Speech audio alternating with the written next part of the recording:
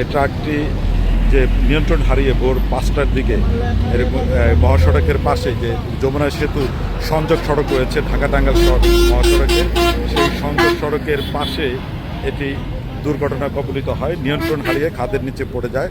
এবং যে এই মৃত্যুগুলি মূলত এই যে ভারী ভারী যে রডগুলি দেখা যাচ্ছে, এই রডগুলির নিচেই তারা, এই যে নিহত যারা হয়েছেন তারা এই রডগুলি অ্যাঙ্গেল বলে, সেই অ্যাঙ্গেলেরগুলির মধ্যে চাপা পড়েই তারা মৃত্যুবরণ করে।